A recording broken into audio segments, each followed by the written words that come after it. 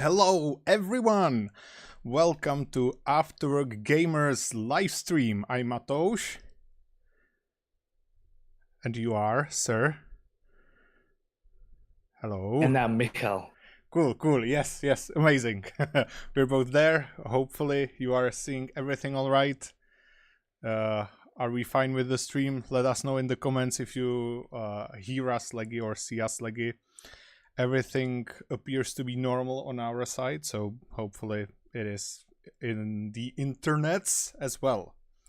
Right, so we have a great show for you tonight.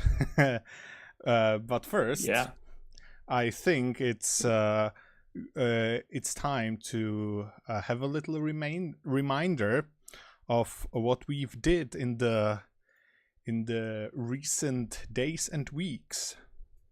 So what we've been up to, we've actually released 3 whole episodes. So we have had the main episode. Maybe if you will tell something about it, Michal. Yeah, so the most recent big episode was about DEI.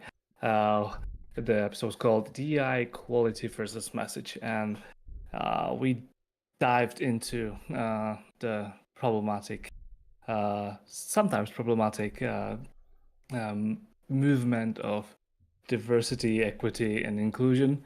And it was an interesting episode, to say the least. For sure. And we tackled some heavy topics. So yeah. What about the other one? What else we released? Yeah. So the next one was a little bit improvisation. It was the Nintendo Switch 2 unboxing. As you might have noticed, we will get to Nintendo Switch 2 a little bit later, so stay tuned. Invite all your friends. Hey, some guys are gonna tell you about their opinion that you definitely need to hear. You know how it all goes, right? Yeah. So it was a little bit quick and dirty, you might say, unboxing right after I came home from the midnight launch. So yeah, definitely check that out if you're interested. What's in the box? Yeah. And last but not least was episode about books, which was a lot of fun to make. Books for gamers. We talked about some good books that we read and some recommendations, and also what type of books are there for gamers. So that was a lot of fun to make, to not just recommend, but also to share our own experience with the books. So that was a really nice episode. I think that was really well received episode. A lot of people liked it, I heard. So yeah, go check out all those episodes after the stream, or tomorrow, or whenever you want. Or pause the stream and return later, but no, actually, maybe after the stream. No. After the stream, definitely after the stream. Yeah, check out the we have a lot of episodes. We have 10 episodes and a few bonus episodes, so don't be afraid. Yeah, for sure. Check it out. I agree. The books episode was one of my favorite to make either, as you might see on the miniature or the graphic for this episode we have here, that there are quite a few books, quite a few fun books. So if books are your niche more than games even, but you still like games, we have some great recommendations. And we hope maybe you will add yours in the comments of that episode, or maybe even chat here. You know, we have chat. Michal will actually be on the chat duty today because my screen is full with the stream setup. But yeah, with that, I think it's time to move more into games and what games were we playing. And here I guess I will start because I've been playing an old game. I've been playing Cyberpunk 2077, which is, believe it or not, 5 years old game right now. And the showcase game on the NVIDIA announcement streams in have they used anything else in the last 5 years? This is kind of a joke that they've been showing Cyberpunk 2077 a lot. So I've been playing the Switch 2 edition. I actually have been playing it for the first time. So finally, I waited. I was patient. I waited for it to become really good, and I gotta say, it is a fun game. It has a lot to it. If you played The Witcher, I guess you will be at home with a lot of the mechanics, which also, actually, I Yeah. would say it's also a downside, because at times that game feels like fantasy game rather than sci-fi, because the grenade, you throw it and then you wait for the stack to fill in, which is almost as it is if it was a spell and you used mana to cast it. You cannot just go to the shop, buy a backpack full of grenades and then throw them all. And there are a few more stuff like that that don't really make sense in the sci-fi environment. But overall, I totally understand why people were defending the game even though it wasn't in the best of states. And that reason is very simple. I mean, is there any cyberpunk themed game with this scope, this open world, this complexity? Can't think of any. That's Yeah. because also I'm not big on cyberpunk in general. So I mean, there were cyberpunk games, but not of this scope. You know, we have games like Deus yeah. Ex, for example. Remember Me is also cyberpunk, and so Mm-hmm. much more. There are a lot of games, but none of that scope. But yeah, Yeah, it's true. it's been great fun. If you haven't played it, if you like cyberpunk, go check it out. If you liked Witcher games, go check it out. For sure. Yeah. For sure. Yeah. Okay, so Michael, Well, what my have you game. been playing? Or if you Yeah. want So to add I've been. anything. No, Sorry. no, no. Okay, so what You, you've been you, playing? you. I've been playing a lot of Kingdom Come Deliverance 1. Uh, it's been a bit rough start for me. I didn't want to play the game for several reasons, but then I was like, what the heck? It was on sale, so I got it. And um, and fell in love with the game. Fell in love with the environment and fell in love with the characters, the stories. Um, yeah, it's rough. It came out in 2018, so it's for a game that came out in 2018. It's rough. It has a lot of bugs, a lot of glitches. I had few hard crashes, but nonetheless, the game is just really good. And yeah, I like we are both from Czech Republic. We are both from Bohemia, so it's crazy how much they nailed the feel and the nature in that game. Not not so many games can do that. Like they actually nail how it actually feels to walk around in here. You know, when you go through forest, that's how it feels for us. Basically, they nailed it, and yeah, kudos like to all the environment designers. Like they did such a good job, and it's also like the history of it when like you got actually the historical event and historical characters and just to see them, just to see our history, uh, because sorry, going a little bit sidetrack a little bit here, but because Go of ahead. we talked about it before the stream that we should not sidetrack as much, but uh, when we talk about our history here in Czech Republic, a lot of people mention World War II or communism, but not that many people talk about the history of 1,000 years ago, and Medieval that's kind of times. sad.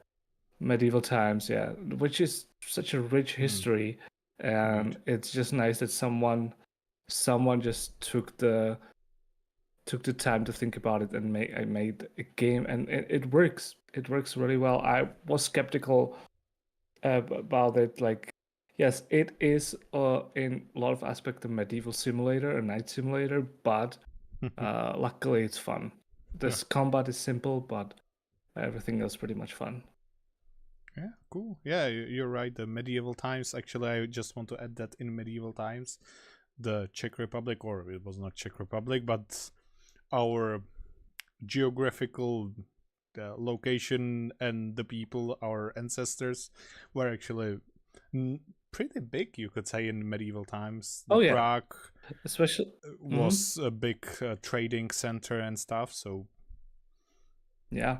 Well, Bohemia was actually one of the main suppliers of silver to the Holy Roman Empire. So, yeah, yeah, that we're was not as small we as were we look. we were pretty, yeah. All right, cool. Yeah, so that's Kingdom Come Deliverance, the first one. And now few that we played not as much as those two games. So for me, that would of course be I know kind of obvious, right? I played Mario Kart World. I guess I will talk a little bit more about it later. We actually played that one together, so you know That's true. it's Mario Kart. It has a lot of the magic of Mario Kart, as you would expect. Yeah. And actually, fun fact, it has a lot higher skill ceiling, I would say, than Mario Kart 8 Deluxe, which is interesting. So yeah, I definitely can recommend, and I will keep playing that game for as long as I get the Switch too. Anyway, it's a great party game. It's a great party game. Oh yes, for Mario sure. Kart was always a great party game. So. Yeah, the accessibility of it is amazing, unmatched, you could say almost. Yeah. Okay, so what's yours? Split Fiction. I've played it with my friend. Such a good game. I don't think it matches the It Takes Two when it comes to the story. It's a really good story. Like one thing that they nailed is that every level and every section is different, and you have no same. Basically, it's multiple games within the game. Nice. And it's just so good. You play as two characters. One is more fantasy oriented. One is more sci-fi oriented. So you get both of those worlds, and yeah.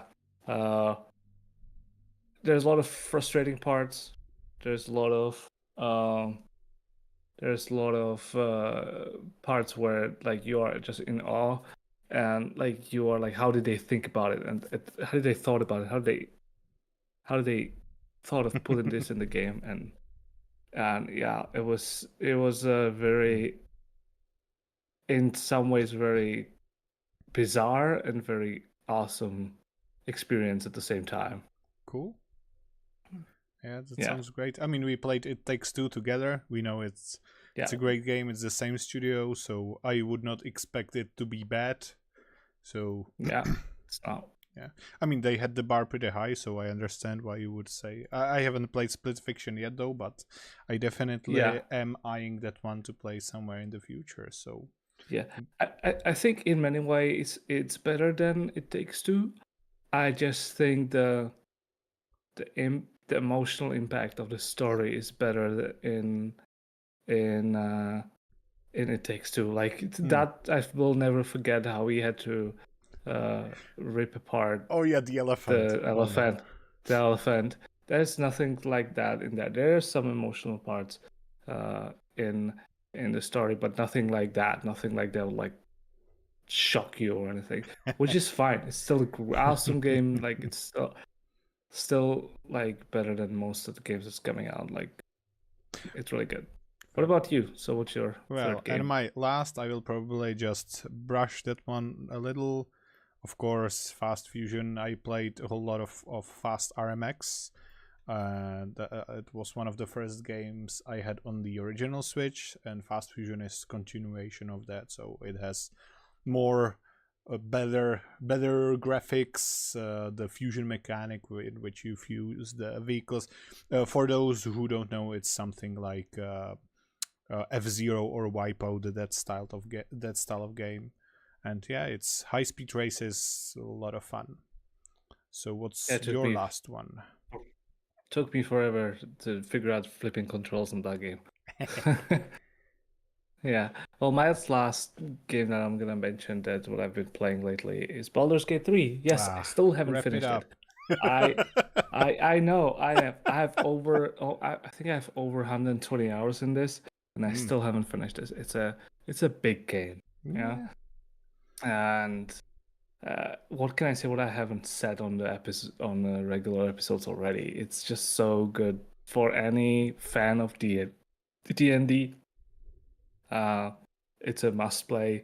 Even if you don't like necessarily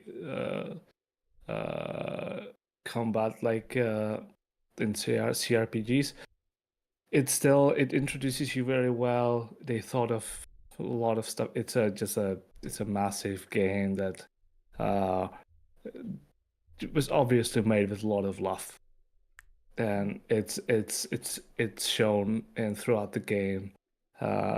One of the memes actually from the game is just popping out because it's so hot. So there's character Asterion who's saying, like, apparently there's a limit between nice summer's day and full concentration power of the sun. So that's popping out. Everyone is sharing it, and no one knows what is it from, but everyone's So yeah, great game. Probably one of the best game of this decade. So yeah, Baldur's Gate 3, amazing. Okay, thank you for your presentation. And now for our piece of pop culture, because we say in our description that we are sometimes spiced up with pop culture, so I need to deliver on that promise. And I want to recommend you a movie, and it's F1 the movie. So I really recommend, if you have the opportunity, to go see it in IMAX, because it has the extended aspect ratio, so you see more, and the sound there is amazing. But what are the best scenes in IMAX, what are really worth it, is some of the onboard cameras from the Formula One cars, because it feels as you are the driver, because you see, around you what's happening, you hear the rumble of the engine. It's really cool. And the rest of the movie is pretty fun too. Yeah, it's a really good movie. It understands its fans, I would say. It understands that, yeah, you probably love fast cars. You want something that's not that deep on how to say it, current topics. It just delivers fun racing movie. Yeah, it's I can really recommend it, and especially if you're a fan of Formula One, you will notice that not all of it makes a lot of sense in the context of how Formula One works. It's, to quote a very popular actress, "It's Hollywood, baby." But so we understand that. But you can see actually the 2023 F1 season, and I would say that was peak season. It was really nice seeing Checo back in Red Bull, and the Carlos Sainz riding for Ferrari. The season when all things were great. Gunther Steiner has small bit. That's the team principal of Haas F1 team. And if you've watched Drive to Survive, and you will see the scene, you will have a great laugh, because it's a great scene. So yeah, that's for our pop culture window. That's Matos, a man full of surprises. I never thought he would be into F1, honestly. Well, yeah, a lot of people would say that, but I like the technical aspect of it, so that would draw me into it. I've never been into it. Like, I tried, I've never been into it. I understand why people like it, just not my niche, I guess. Makes sense. I'm into racing games and stuff, so. True. So shall we move to our first main topic? Yes. With that, I guess I can give the word to you. All right. So we gotta talk about the initiative, the Stop Killing Games. The Stop Killing Games campaign launched by YouTuber Ross Scott in April 2024 and seeks laws to keep purchase game playable forever, quote unquote, even after online services end via offline community servers. Sparked by Ubisoft shutting down the crew, it draws attention to digital ownership and preservation. The crazy thing is the EU petition hit million signatures on July 3rd, so just 2 days ago, and it's aiming for 1.5 million to cover the invalid entries, while the UK petition reached 100,000 signatures, triggering a parliamentary debate on July 2nd, 2025. So, if you never heard of it, it's sparked a discussion. It's been up for some time now.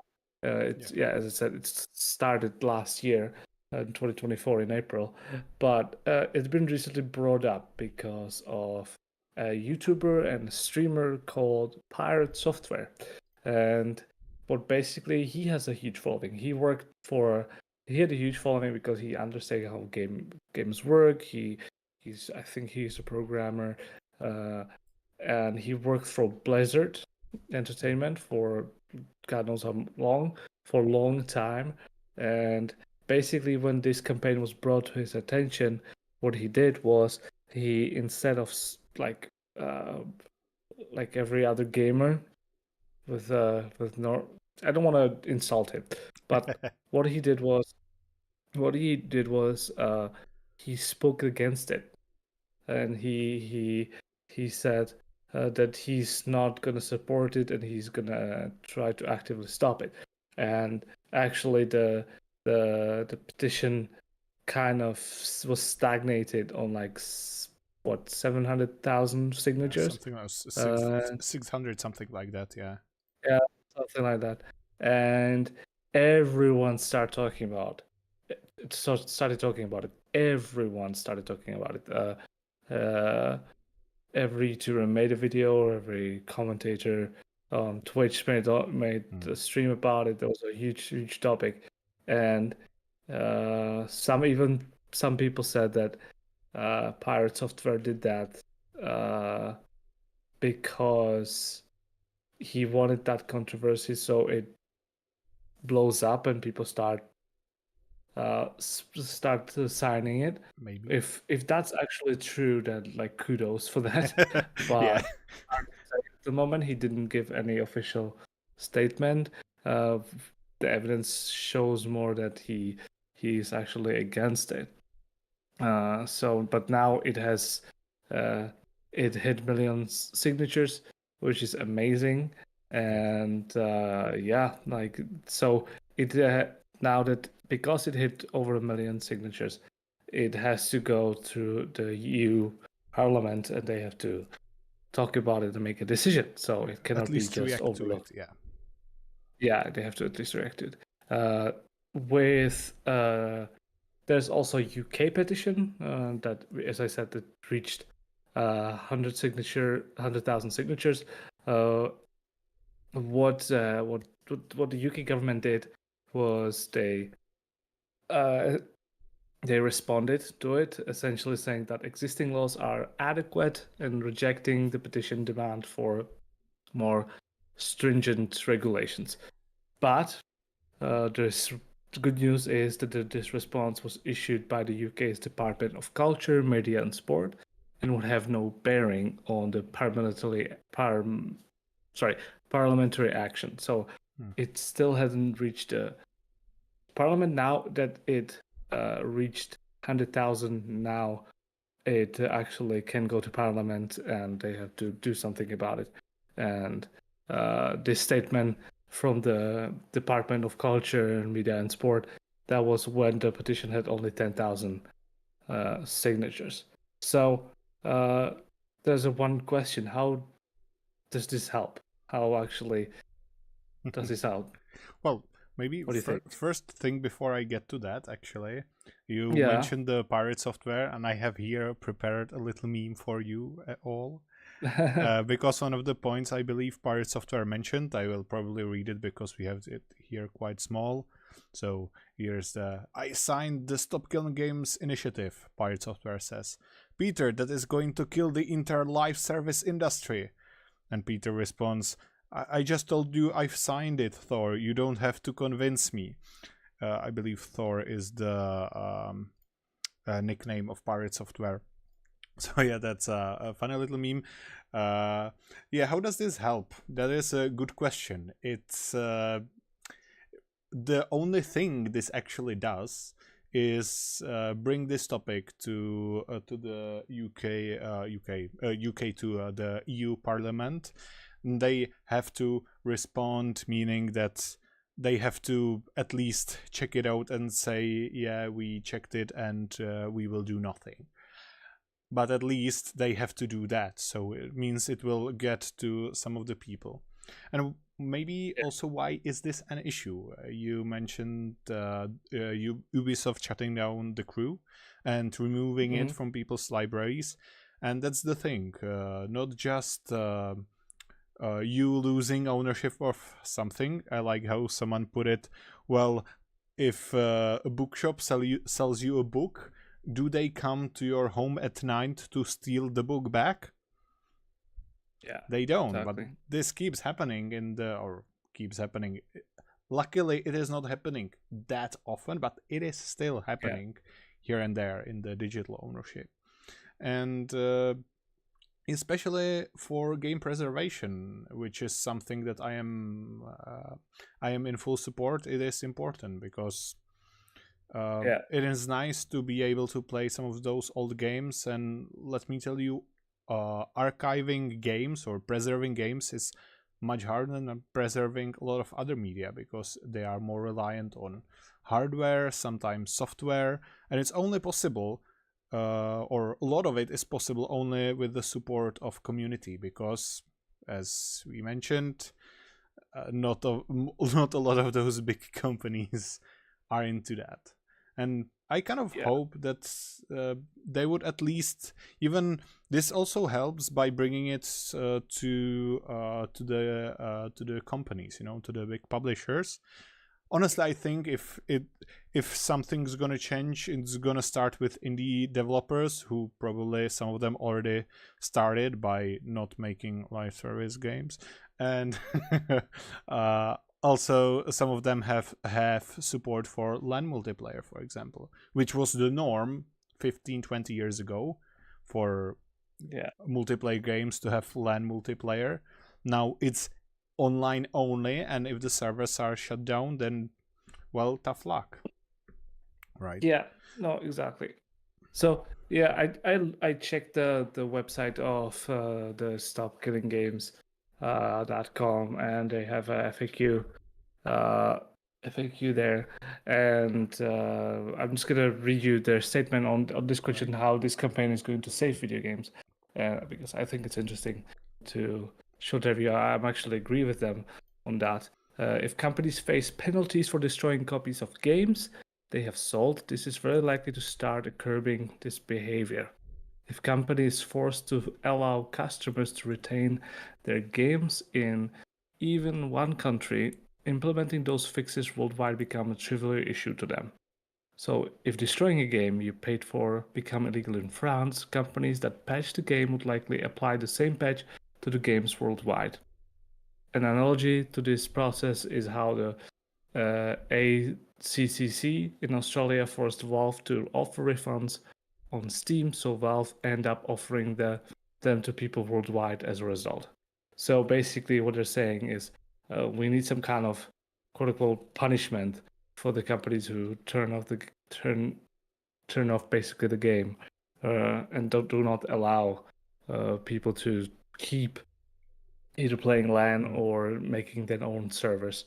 Because people paid for those games. Yes, you're paying for a license, quote unquote, but still, like, what Ubisoft did is absolutely, it's garbage, and it should be frowned upon. And I like, there's so many games that has online services, and that you have to be online for them to play that. And just imagine if the developers would be like, okay, we're done with this game, just shut it down, just because they wanted to implement some online features.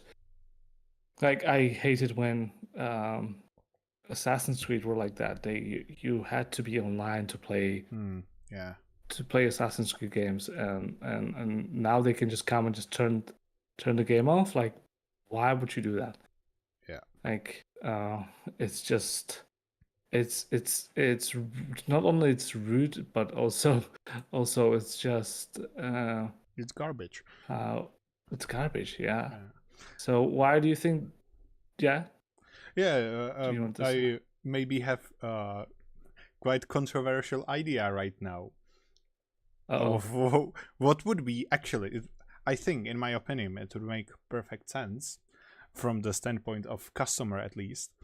Uh, what if the law that would pass would be that if you don't sell a product or like a game or software product, whatever, and you are basically removing it from or like how to say it, well, if you don't sell it and you're removing it all the copies and stuff, then it should be legal to pirate it. Yeah. No. Exactly. And yeah, that's brings it back to the pirate software. Like someone called himself pirate software is against turning off games. That's kind of counterproductive. So the other question I have is why these are important? Why these initiatives important? Why specifically this one? Why should people care about publishers destroying their video games? Well, that's because video games, a lot of them are or can be important to us, for just like any media, just like you may have movie that help you through tough times or reminds you of some loved one you lost or the times you spent together. Games can form, I would say, even more emotional connections that some other medias, because in video games you experience them in many different ways, on many different layers, many different levels. So games are important for us, and sometimes you might want to play an older game to relive those memories, relive those experiences, have a good time. And it sucks when not only there's the technical trouble, if you've ever tried running very old game or a modern hardware, it's not always easy and requires some tinkering. And B, that if the game is not even possible to obtain or the copy you bought is suddenly gone, I mean, that sucks. So, yeah, I would say this specific initiative is very important to Oh yeah. make this, raise the voice about the topic, to let people know, hey, if you would like to play this game in the future, it might not be possible. So you should possibly care about this, support it, sign it, so that something might happen. Yeah, I put the link in the comments. So if you wanna if you are from EU or UK, you can sign it. Or also what I wanna say, why are these initiatives important, and this one especially, it's to give the publishers and the shareholders and everyone who is the business people in this industry, give them consequence, give them like a slap on the hand, like okay, responsibility. You cannot just do whatever you want, and even if you put it in your contract, like whatever, let's make it illegal. Like, sorry, but like. It's like again I'm gonna quote from the FAQ from the stock in video games. Video games are a unique creative burst. The concept of destroying every existing copy of book, song, film, etc. would be considered a cultural loss for society. While a less recognized medium, video games still deserve to have basic protections against the complete and willful destruction of many of its works. And I agree, because like it's still something that we love. As Mato said, it's entertainment. It's something that we like to do. It's something like we like to do after work. It's something that we like to do after school, or just as a leisure activity. And to be like some of the games, like some of the games are really old, and just imagine Again, I'll give you another extreme example. Imagine the Nintendo would come and try destroying all your cartridges for your N64 That just would because the suck. games are old. That would be awful. No one would like that. Hmm. And the entertainment industry needs consequences, and the consequences are here now. And I'm glad that I'm really glad that Russ Scott rised up to the occasion, and I strongly recommend watching his YouTube because he's doing updates quite frequently. And just to give you currently the count on the European Citizens Initiative of the Stop Killing Games is 1,100,077 signatures Nice. over. Almost 78. So it's going up, and let's make a big deal out of this because it is big deal. It is a big deal because it gives us power, as it gives players a power to change something. You cannot sadly you cannot convince everyone to vote with their wallet. That's just not possible, sadly.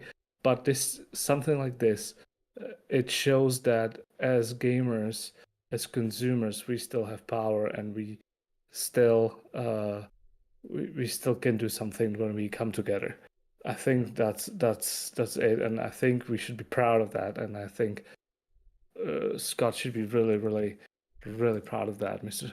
Ross Scott should be really proud of that because what he did, he united million gamers in Europe, just in Europe, over a million gamers just in Europe, to fight against these huge Evil publishers and corporations. these evil corporations that are trying to just squeeze every penny out of us and just take the fun out of video games. So this is why I think these initiatives are important, and I hope to see more initiatives like that. I hope to see more initiatives like that Actually, that will try to protect gamers and games.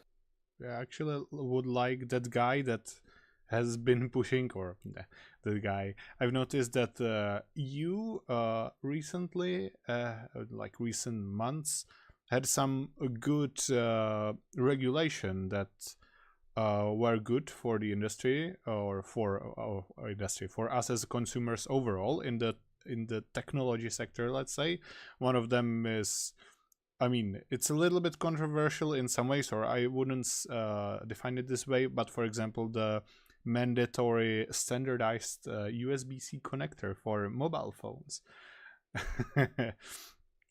Yeah. So, and Oh yeah. stuff like that. That actually, I heard that they are now looking at printer makers because, let's call them out, HP has been garbage with their modern printers.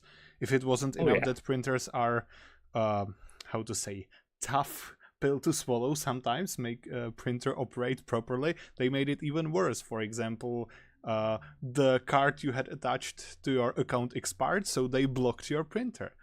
Why? And Yeah. this is very similar. And I think the punishments for this should be very big. Because if it's just financial, then it's subscription, Just like Jeff Bezos has a higher, what's it called?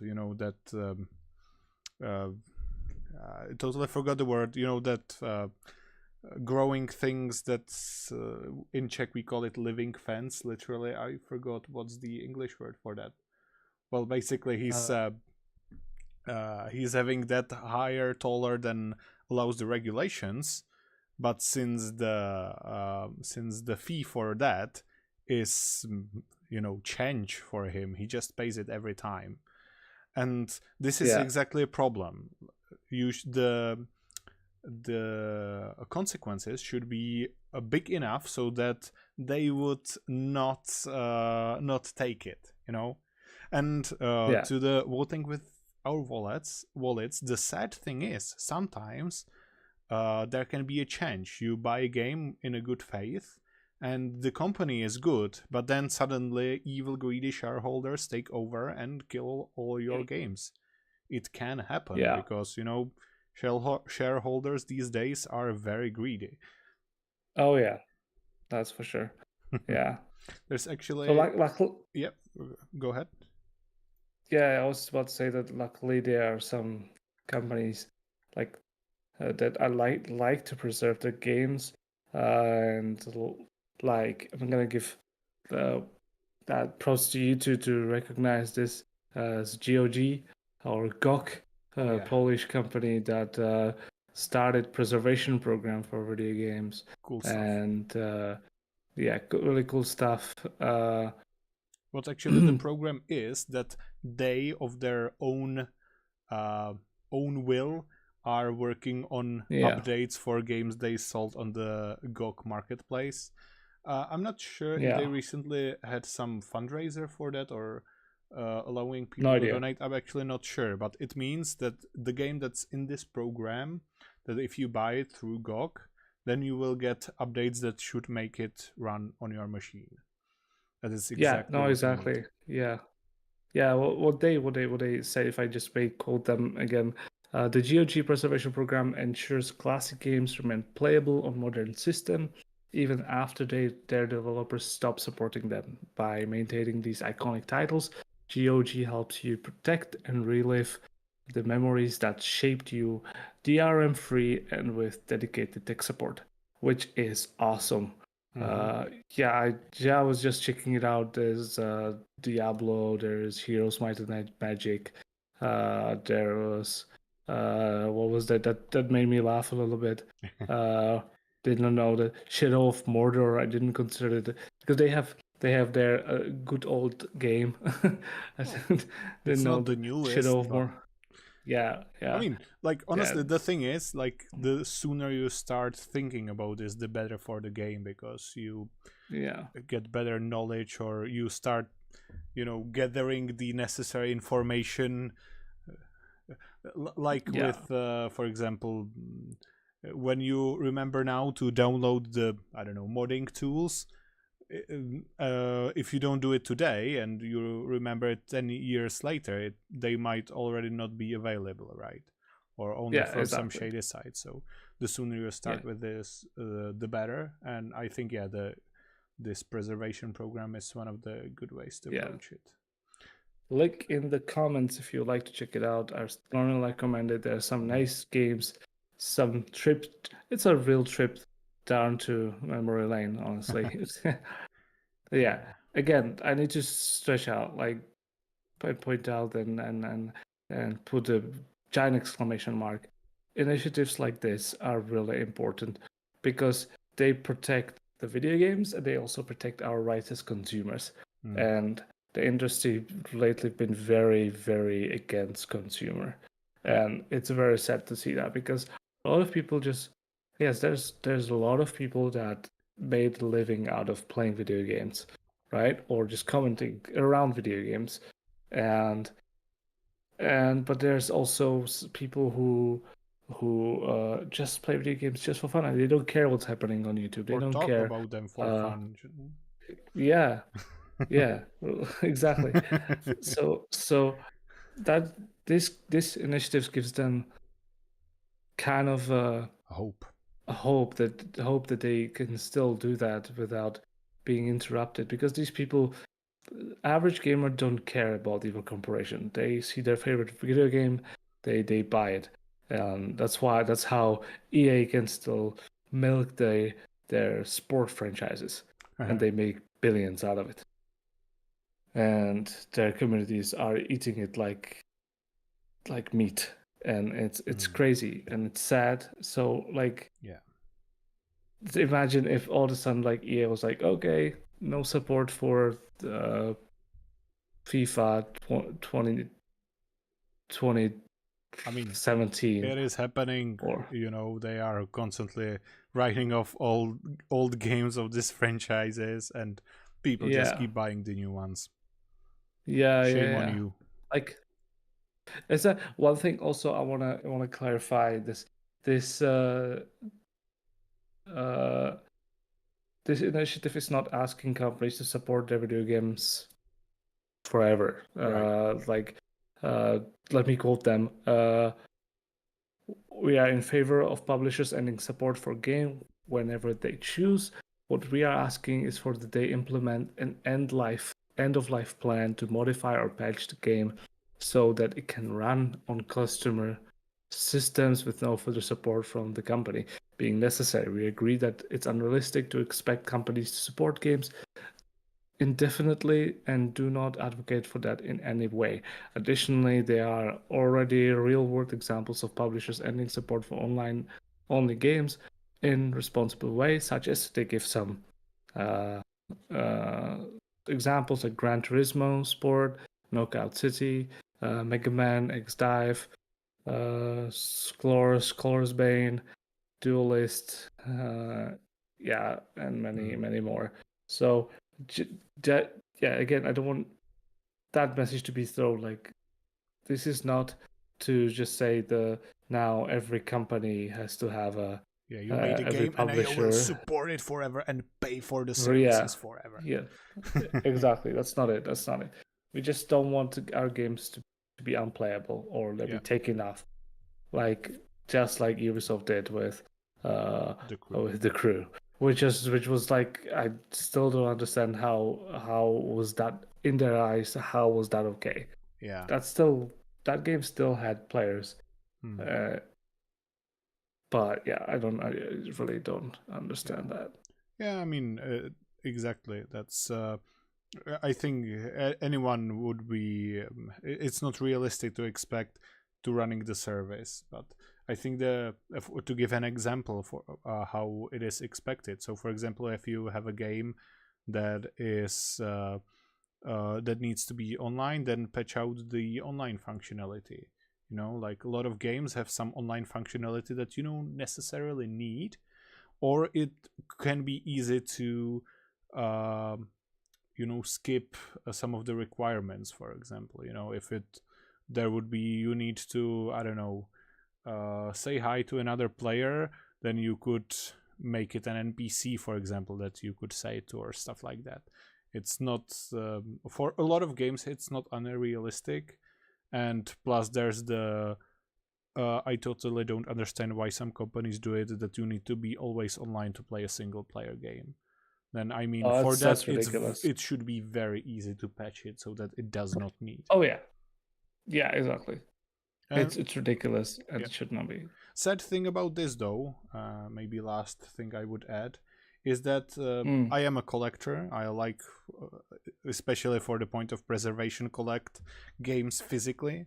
And for a lot of games, for example, from the 6th generation, that's OG Xbox, GameCube, PS2, Dreamcast, I just take the disc, and provided that the disc work, it just runs. And there were no updates, so the game had to be finished for the console. I mean, there were some, usually there were some small issues, but they were released usually in better state than these days, and the game just worked.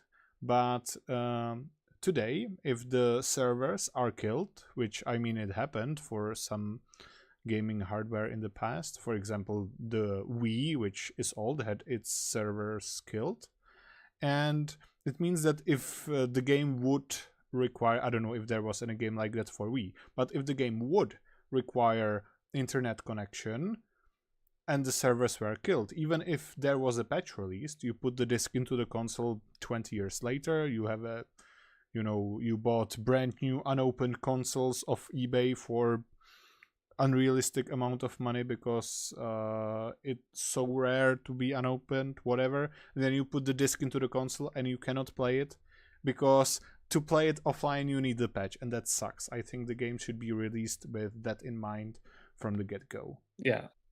Oh yeah. Oh, for sure. Yeah, I agree.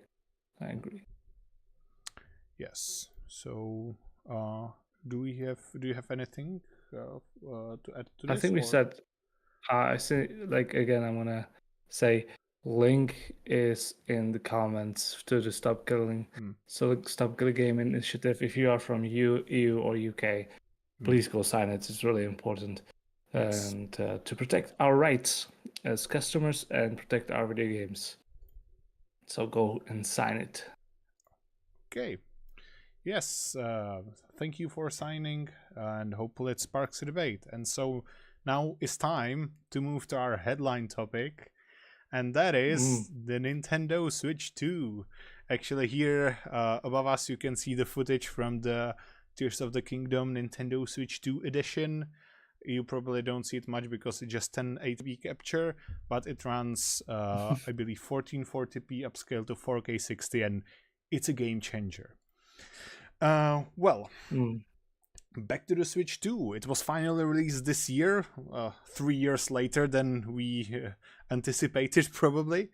And although it is exciting to see the successor to the already pretty amazing original Switch, some say that it's more like the same thing, better graphics meme that surrounds the even numbered generations of Nintendo consoles. You know, NES brought revolution. SNES is same thing, better graphics. N64 brought 3D graphics and analog controllers. GameCube, same thing, better graphics, right? So some people say it is just like that, and you know, that raises the question: is it a fair description? And most importantly, if it is true. Well, today, actually, funny thing, I've actually had exactly a month with the Switch because it was released 5th June, and in about an hour and 7 minutes will be midnight, which is where I picked mine up. So after a month with the Switch 2, I believe I'm ready to answer this and a couple more of those burning questions. Now, maybe Michal, you when you visited, you checked the console yourself too at my place. So maybe what would be your initial, feeling? What would you say about it? I think it definitely feels really good. It's a nice, slick console. Nice handheld. Obviously the hardware is much better than the original Switch. I am kind of disappointed a little bit with it because I expected the interface to look different a little bit, at least. Obviously, Nintendo went the way, if it's not broken, don't fix it. But I don't think that's a good approach for a new console, in my opinion. It doesn't matter which console it is. The games control nicely. I like the bigger bigger Joy-Cons. Definitely feels better. Now, is it just really same thing with better graphics? Well, from what I've observed and what my personal opinion with the console is, I think there's not that many games yet to say with certainty. So far, yes. Because we haven't seen besides the releasing games that were on original Switch 2 or the original to Switch 2 is nice, but like the only game we've seen so far, I think, was like that the Nintendo, brand game, those headline games, like was just, correct me if I'm wrong, but was just Super Mario World. So Mario Kart World. Yeah, Mario Kart. Yes. Sorry, Mario Kart World. Yes, and like let's be honest, Mario Kart World, it's because it's a racing game. It doesn't have the best graphics, obviously. So you will not see that big of a change, in my opinion, from the Switch one. So we'll see for what next games will bring, and I think that's with every console, right? When every console starting, I remember when PS4 was starting, and or the Xbox One when it started, there was not many games that you could play there yet, and then finally later on started games that used more of the power of the console. Like I remember Uncharted 4 was like the game that like showed the potential of PS4, and I hope that Switch 2 will do the same, that they will show the power that they claim to have, and I think we'll see. What do you think? Is it, by your totally unbiased opinion, Yeah, is it so the same thing with better graphics? well, I have played with the Switch for tiny bit longer than you probably you could say. Yeah, But yeah, yeah, I mean the thing is, this is true yes and no, I would say, because I think they chose very interesting approach. They knew what the Switch was, why it was popular, and they knew what we loved and also what we did not. And I believe they fixed a whole lot of those pain points of the original Switch. So they gave us basically almost exactly what we wanted. I'm saying almost, there are still some things that are not exactly what I would maybe prefer, or that can and maybe will be improved with updates in the future. But the thing is, when I took the Switch 2 into my hands and played with it, I can really feel it is the same thing but better, but with tiny bit extra on top of that. So it is same thing, better graphics, yes, but also there's tiny bit extra. And maybe I guess I can expand on that. The thing is, it feels more premium in hands than the original Switch. The plastics feel more sturdy. The magnetic attached Joy-Con too, as you mentioned, the bigger size is nice upgrade, and the magnetic attachment really feels, I would say, much better than the original mechanic of the Switch 1. And there were a lot of other small quality of life changes. You have extra USB-C on top, so you can charge it even while using the kickstand, or even use it for extra accessories. It supports micro SD Express, which actually is fun that video makers wanted this standard to take off, because these are basically micro SD cards attached via the PCI Express storage, similar to NVMe Express SSDs. So they are much faster than common SD cards. And this is very nice that it supports the big storage, because it made a wave of manufacturers releasing or announcing their micro SD EX models. So that's amazing to see. You have on the Pro controllers the back buttons, only two, basically one for left, one for right hand. But still, it's a nice change to see, because it's a little bit closer to Steam Deck. You don't get it on the Joy-Cons, but you can get it with the Joy-Con charger grip on the Pro controllers. And there have been many improvements on the software side as well. The menus they look, as you said, they look very similar, but they're basically the same. well, there have The been a only thing few that, visual changes. I mean, I didn't see any, to be honest. Only thing that was the chat. That was the only thing that, Well, the thing is, the there's online like feature. tiny details in the Okay. layout of the menus.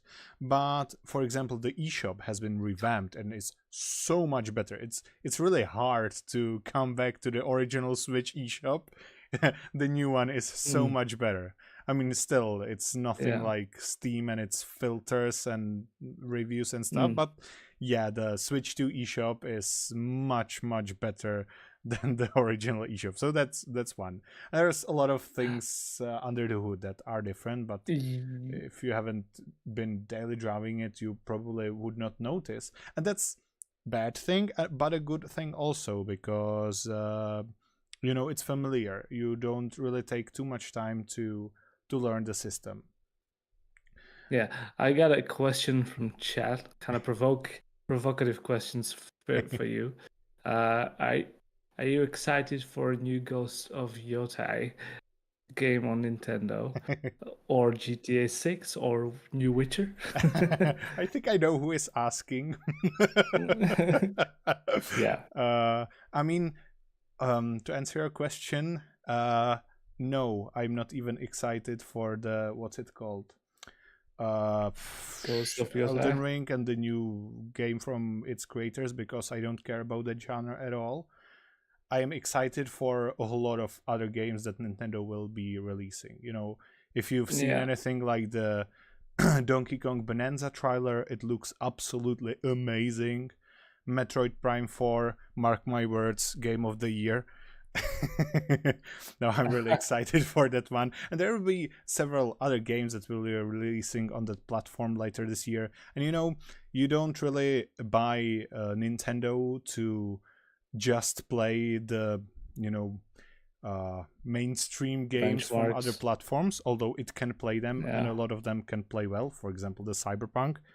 It's technical achievement. It's amazing that it runs on the Switch as well as it does.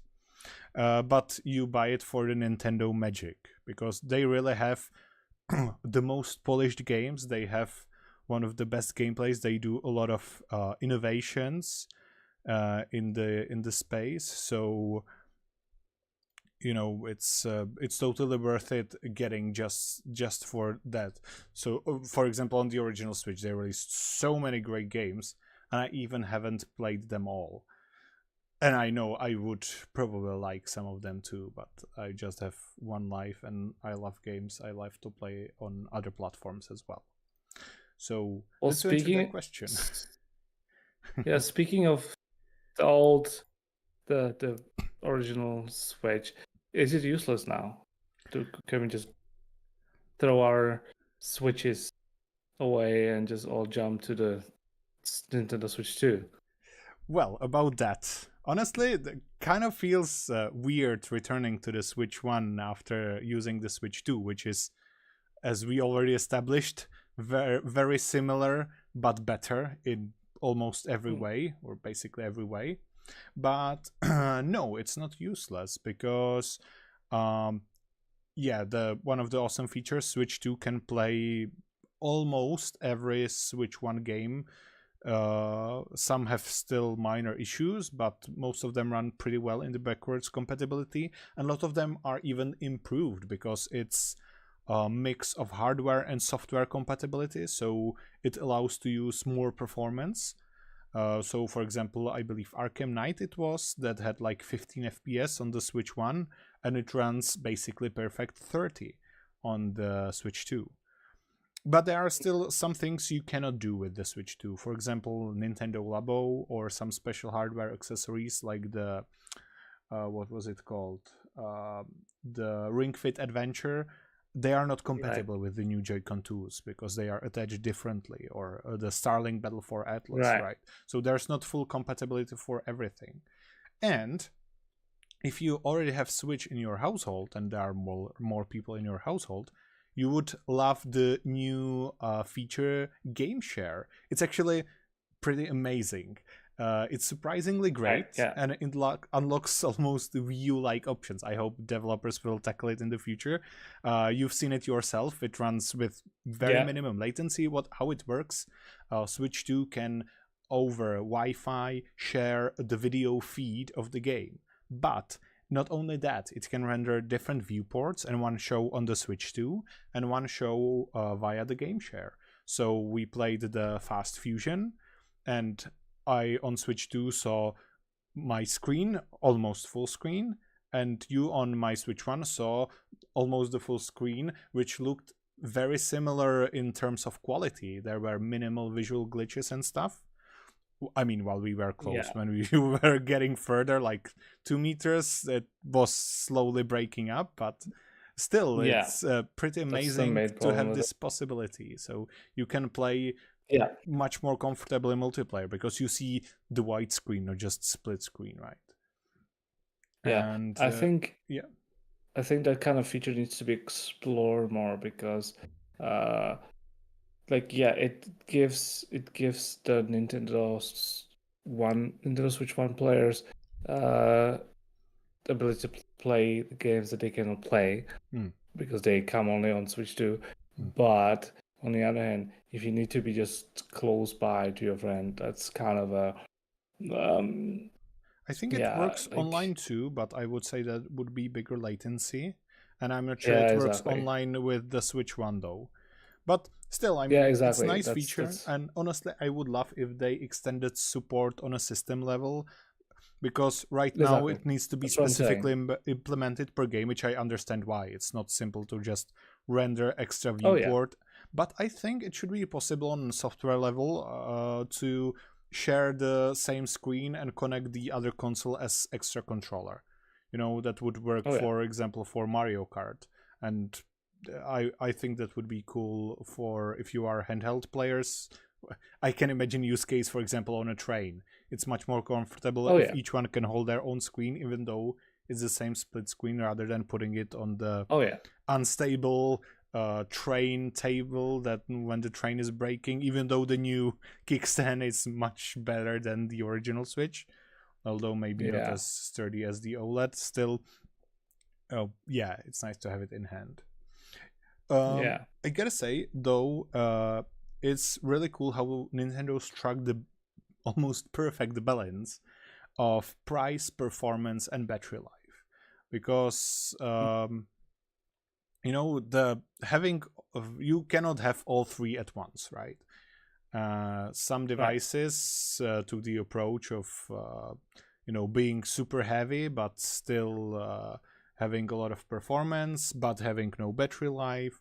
We see on a lot of the PC handhelds that they are very expensive, or like much expensive than the Switch. I mean, there was already controversy over the price, but I think it's regarding the games, we'll see. Not all of them were final, I guess, but regarding the console itself, I don't think it's overdone, especially when compared to the inflation-adjusted prices of consoles and the price of the competition, because you get quite a lot for your money with this little device. But there are still some points to improve. That's up to debate. The price definitely took a lot of people by surprise, and like justifiably so. Like it is that there's comes to like the other questions we have here, like comparable to last gen. Is it comparable? Is it faster? Is it even comparable to the last gen? That is a great question, because the Switch 2 lies, I would say, somewhere between the base PS4/Xbox One and the Series S. Why? Well, because the raw performance is obviously not as amazing or not as high as the current gen, not as high as the Series S. But it has a lot of modern features that the last gen consoles lack. It has much faster storage. That's why, for example, the Cyberpunk port is possible, and it runs and looks much better than it ever did on Xbox One and PS4, because you can just load the assets, you can stream the open world much faster. And that's not all of it. You have the more modern rendering cores on the GPU. I believe it's based on the NVIDIA 30 series. You have the DLSS, some I believe customized version, and the upscaling is a lot better than even what current gen consoles has, because the DLSS on the 30 series GPU is better than FSR2, which consoles uses. Not as good as FSR4, which looks absolutely amazing. And the latest DLSS, those FSR4 latest DLSS look pretty good. This is not exactly the same, but still is much, much better than what current gen consoles use. So that's just a few of the things. It has a lot more modern features that put it somewhere between those two. Not in terms of raw performance, but in terms of the features. Yeah, that's one thing I'm gonna point out. Is today's technology is is a bit further than it was when the PS4 and Xbox One came out. So For sure. The Nintendo has a little bit of a up still, like compared to the current generation. Like I don't think you can compare. Obviously, the Nintendo Switch 2 is obviously more niche than those two other consoles, but it's still oversold. Well, that's Everyone. the thing. Like you have the Switch One is reaching the record. I mean, Sony's keep inflating the numbers the PS2 sold, but Switch One is almost there, but just by Yeah. change almost. Because it might Oh seem yeah. niche at first, but it basically started the handheld craze because it was the Oh biggest yeah. handheld at the time, and I mean, yeah, Oh yeah. Steam Deck was the accelerator on the PC side of handhelds that really made it Exactly. into mainstream. But yeah, Yeah. it's you True. that proves the point that the graphics don't matter as much as good gameplay. Well, that depends on who you're talking to. Obviously, there are some people like again, video games, gaming in general is a very subjective experience, and not everyone is okay. Like I'd like a good combination. Obviously, I'm that kind of a player, and some people just prefer rather better stories than good gameplay, or they rather have a good graphics Right, let me than rephrase that. Good gaming experience matters more than yes. Yeah, exactly. because you know that Yeah, there's the thing, and that's maybe for another debate, long debate, graphics versus visuals, because you can have yeah, amazing graphics but not have great visuals. But yeah, oh yeah, sure, for sure. yeah, maybe I will just go through some of the points that I would like to improve, because Mm, amazing thing about the screen on the Switch is that it supports variable refresh rate, which I would crown one mm, of the best innovations in gaming in the recent years, because it changes the way you perceive unstable frame rates. It basically smooths it out. How it works, that it synchronizes the monitor refresh rate with the frames that you're getting from the GPU. So yeah, variable frame rate does not matter anymore. When you're above some threshold, or even lower if you have low frame rate compensation, you can Google how those work. I will not go into those into detail. It makes your game feel smoother, even though the frame rate is all over the place. But yeah, it does not support it for docked. But some people found out that the dock itself supports it, and since the console supports it for the integrated screen, it means one thing, that it should be possible. So I'm not sure, but I think it is possible that it will happen with some future system update. We already had some features added on the Nintendo Switch 1.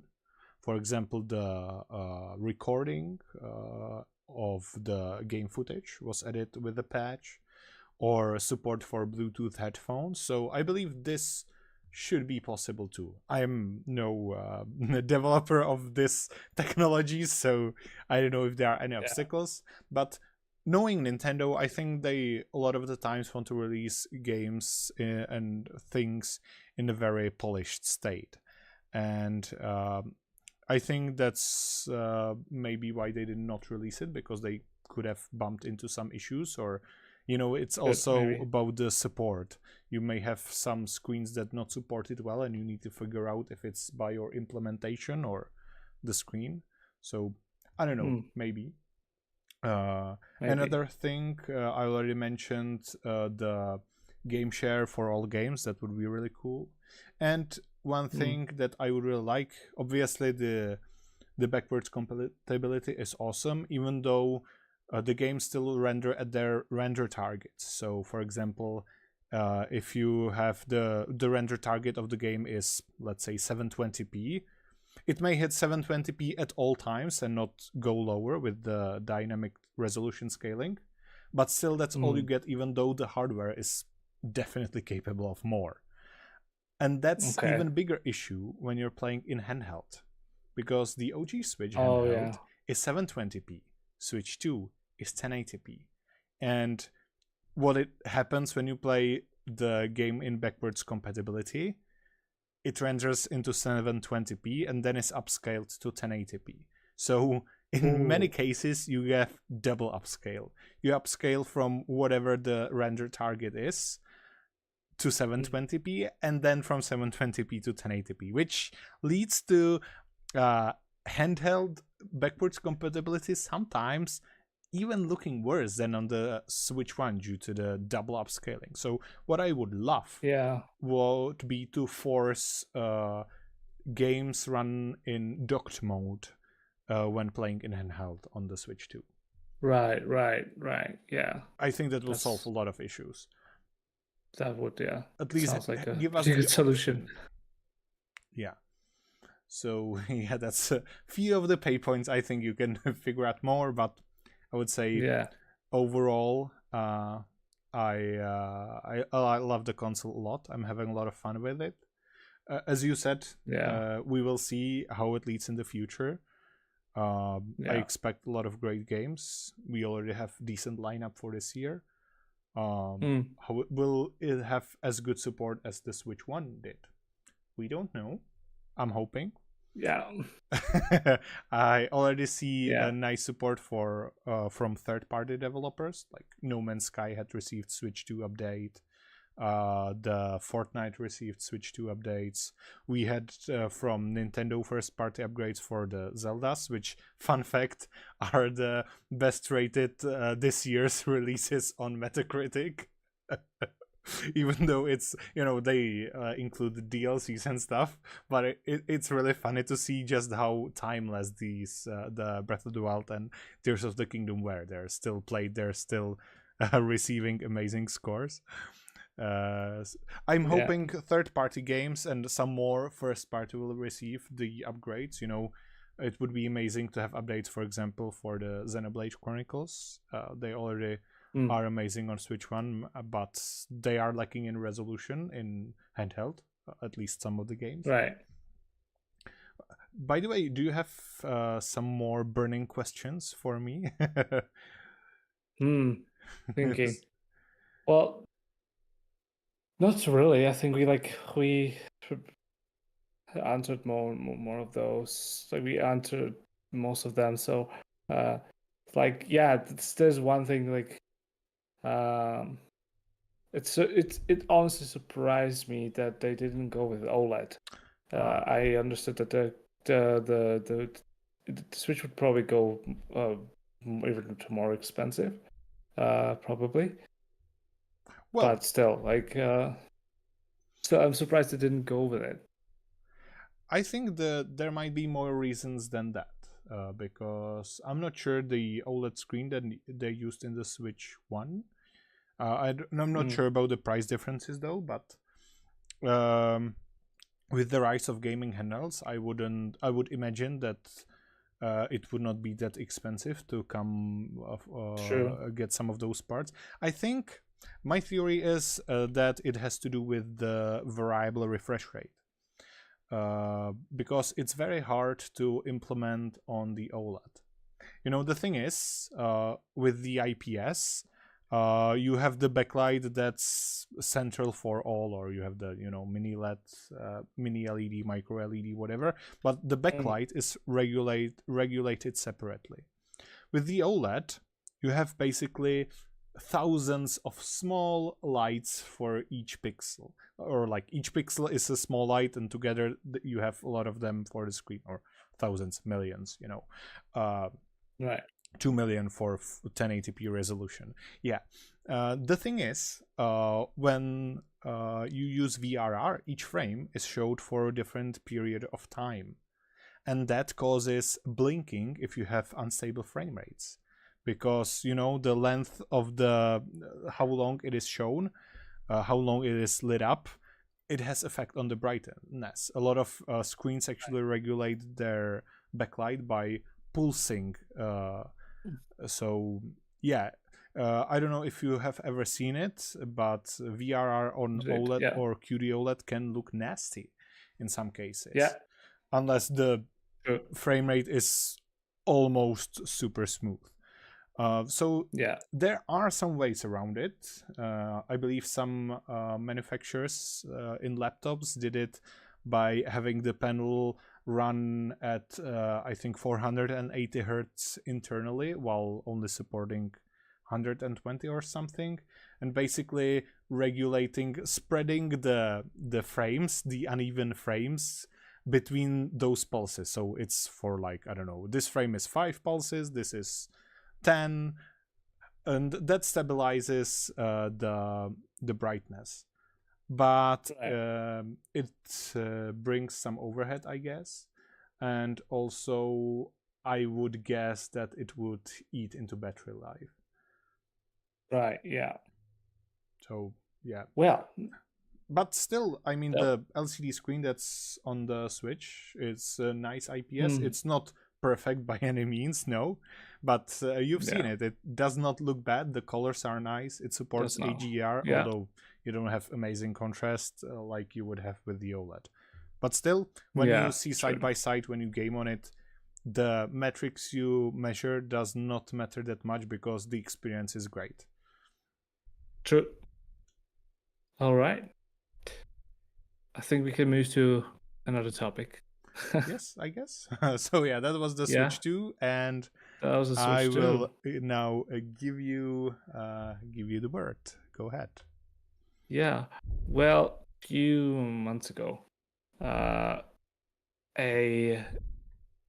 Unreal Engine showcase, Epic, together with CD Projekt Red, showed the new and updated features for their Unreal Engine version 5.6, and they used the upcoming Witcher 4 game on a PS5 to highlight these features, and this Unreal Engine tech demo sparked an interesting conversation about gamers because it showed a lot of features, and yes, the state of Unreal. It was a really amazing dive into Unreal Engine, and we need to clarify one thing.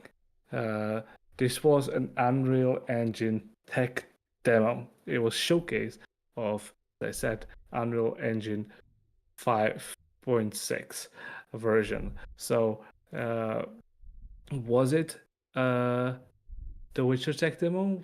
Will The Witcher 4 look like this? No, most likely not. Maybe we don't know. We don't know. We don't maybe know. Some it parts, might. maybe neither. Maybe all of them. Who knows? Not us. But like the Unreal Engine, I see a lot of complaints about Unreal Engine. That I saw one guy saying that Unreal Engine is destroying video games, and what I'll say, this old saying, only a bad crafter blames his tools. So it's again, engine is just a tool. It's not something that will make your games amazing. If you don't know how to use Unreal Engine, your games will be bad. And we talked about this in our episode about engines. So after the stream, you may check it out and learn more about that. Yeah, exactly. But I just want to point out some features that they showcase, which I think they're very interesting for anyone who knows their way about video game engines and specifically Unreal engines, because they showed some really interesting features. For sure. For example, I have a few examples here. Multi-character motion matching. That means that and they gave example of here Siri and Kelby, her horse, and my Siri on my phone just turned on, and basically they are kind of like glued together, and they affect one another in a new unique way. And it's not just like you glue the character together, and they now, there's some weird motion. Sometimes there's in some games you can see, especially in horror, like the character phases, the horse and the character phases through a little bit. You don't really see it, and sometimes you can see it, but you don't really see it. But they improved that in the new version of Unreal Engine. They also updated the root motion. For those who don't know what the root motion is, it's basically you have a ground, and the character has a root that goes through the ground, so the character stays on the ground, and the animation is playing nicely according to where the character is. So some remember, for example, but in all the games where the character got stuck in the at the wall, and it would just kept walking, this root motion would basically he would stop walking at the wall. Just a little example. So the one, stop me whenever you want, and I just have a list of features that I think are very, very, very interesting.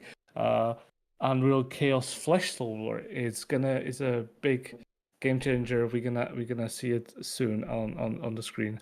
Where basically the muscles on animals or humans will react and work more realistically, and will save a lot of performance because it will be handled in the back rather than do it right when you see the horse. So if you ever worked with flesh solver, you know how pain in the butt it is, because to get the animation properly is really hard, and you can see it on the in the images right now, where how Kelpie is behaving very, very naturally. One thing that you're also gonna see right now is the nanite foliage. And so they extended it to the foliage more than it was before. Yeah, exactly. Nice. So before it wasn't foliage, now it's foliage. Foliage, for those who don't know, is basically grass, trees, leaves, everything that you see green on the screen. That's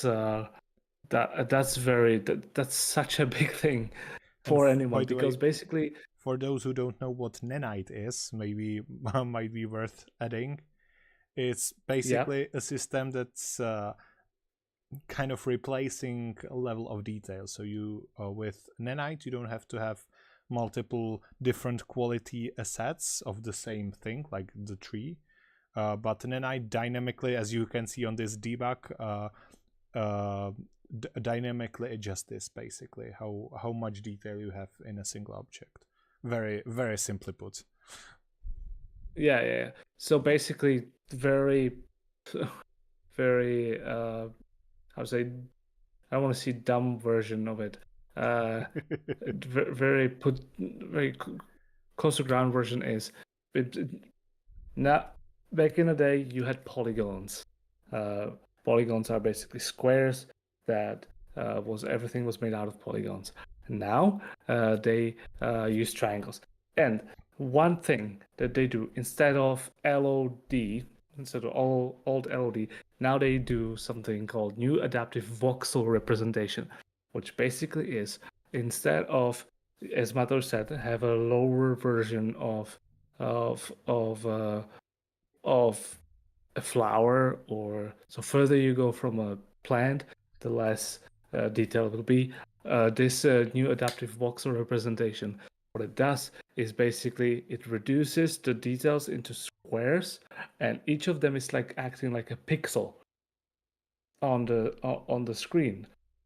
A pixel that is adaptive to the environment. So as you could see on the on the on the on the showcase that they're showing there, they changed day and night. They changed the sun a little bit. So everything that is happening because of the nanite, because of that adaptive voxel representation.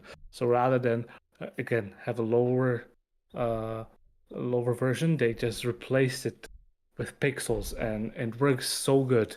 I will be downloading soon the 5.6 version on my computer. I'm looking forward to working with that. I think it's going to be awesome. Another thing you also gonna see very very soon is a character interaction. Now, there's been a lot of speculation about this because no speculation, a lot of not controversy, a lot of talk about this because they basically a lot of people said, oh, now we have a new like this was in Assassin's Creed 2 where Ezio could walk amongst people. This Even is in one. different because yeah, or no, Ezio. Or Yeah, in the first one there was something Assassin's Creed. simple like that too, I think. Yeah. But this is a much more complicated thing.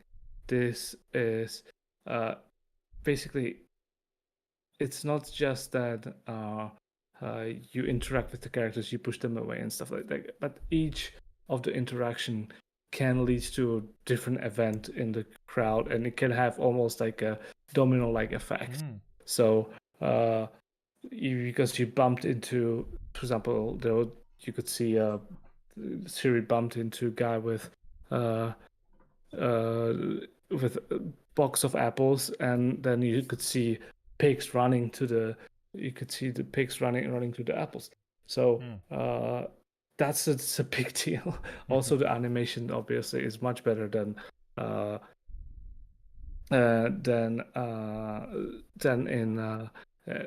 in Assassin's Creed 2. Another thing, I'm going to move on to NPC and meshes. Very much well improved in Unreal Engine 5.6, and not just graphically, but the way they behave, the way they interact with one another. Yeah, they implementing metahumans. If you don't know what metahuman is, it's basically a Meta's version of crowd control. Yeah, you have you can have multiple characters on screen, all and I very believe they simply showed a put. demo with like 300 characters at once Yeah, doing there's something. exactly, each of them doing something, 300 characters. Yes. Which is cool. And yeah, so MetaHuman basically works like a little crowd control. Unreal Engine smart objects means that characters can pick up objects rather than have like a NPC picking up predetermined fish. They can be switched, and there's also chaos cloths, which also changes a lot. You know, if you ever watched Corridor Crew, and you should, Recommend the channel, good one, good stuff. Yeah. They tell you how cloth is really hard to animate sometimes, and simulate even. And simulate. Yeah, you have to slightly have to simulate, like animate and simulate. Yeah, and basically chaos cloth will allow the cloth looks more natural, looked more what's the word? Yeah, better and realistic. That's the word I'm looking for. Nice. So that's and basically one last thing is also, as you can see on the screen now, there's over 300 people watching some musicians. They call that this crowd control, this everything that people interact with each other, Unreal Animation Framework based, which is a big word, but like all those animations happening there, they basically they are trying, with all of what I said, they are trying to take to uh, to for the Unreal Engine to do the most of the work, so the devs can focus more on the gameplay and and they don't have to figure out how we gonna put all these people in the city. Now you have these features in Unreal Engine 5.6, and honestly, it's very exciting to see this in this version of Unreal Engine, and that they chose The Witcher 4 to show it is absolutely astonishing. Something that I didn't expect, to be honest, and. I mean, Because it's not that these showcase. surprising since they are one of their biggest partners now, right? True, that's true. But like, usually these showcases they don't show games like that. One thing I would like to point out, they're saying why the game. Sorry, how I lost my thread. Basically, they could say like, "Oh, this is not actual. Like, they didn't show gameplay. Of course, they didn't show gameplay. This was predetermined." But look how games look like that. All of those switches to the from controlling the character all the way to showing up the the foliage and everything. That's all possible today. Like look at the games that are coming today. Graphically, they are wonderful, and we have basically a lot of games are just in one cut. God of War, great example. Games in one cut, and like don't be discouraged. What I'm saying, because that was a showcase. That was a showcase. It was Tech planned demo. to show it like this. It was a tech demo. It was planned to do like it's basically what you have. It's a bunch of triggers that are showing the stuff. So if the character goes through something, it will start something. That's you have a trigger box there, and when the Siri goes through it, it will start a cutscene, or it will start something. So yes, the Witcher 4 will probably look different, but they Maybe already not that have a far off. lot of not maybe not that far off. Maybe again, be careful. Don't don't take a cutscene for gameplay. I see a lot of people mixing up. They see trailers and they're disappointed from how the game looks like when they're showing me a trailer without a gameplay. And a lot of games look different. Most of the games looks very much different Yeah. than they're showed, I mean, because it's common because you show what's in development or CGI trailer even, exactly. right? For example, if we could stay with The Witcher 3, I think it looked kind of worse in the trailer that they first showed. I didn't like it as much when I saw it, but it looked great when it came out. It looked even better in my personal opinion. And then we had the other But way around. yeah, Like I think the puddles in the Spider-Man were a big talking point, and yeah, Watch Dogs had a special mode for rendering showcases. I think later discovered in the yeah, no, code. exactly. Yeah, exactly. So, So yeah, but still, like this is where we are right now. Look how realistic this is, yeah, and it's possible because of people who are passionate about making games more realistic and give the devs a good tools. And yeah. all those features that I told you, those are amazing tools. And if the devs will use them properly, imagine what we can have. And given And enough time, that's it, the important give part enough too. time. Exactly. So, uh, yeah, like don't lose hope over games like this, because or don't lose hope over Unreal Engine, and don't listen to people who never worked in Unreal Engine and they just have a bad experience, and saying, "Oh, Unreal Engine is destroying video games." No, Unreal Engine is not Well, I mean, destroying video games. I think the debate there is about, or maybe around different things, like having basically a monopoly and stuff like that. But yeah, I don't think we need to go that much into that. It's for a long topic discussing whether it is or not. And I don't think even after long discussion we would get into a definite conclusion. Maybe one thing I would like to say about the latest version, the 5.6 of Unreal. One thing and one only that I truly really like about this update, and that is the performance gains. As far as I'm aware, they improved a lot of things, that the performance with the Unreal 5.6 is now better. Thanks to some collab with CDPR, actually. I believe there's some plugin that can help other developers improve the hashtag stutter struggle, which Unreal 5 and even 4 has had for years, and it's been coming and going, and so I hope it will definitely be gone.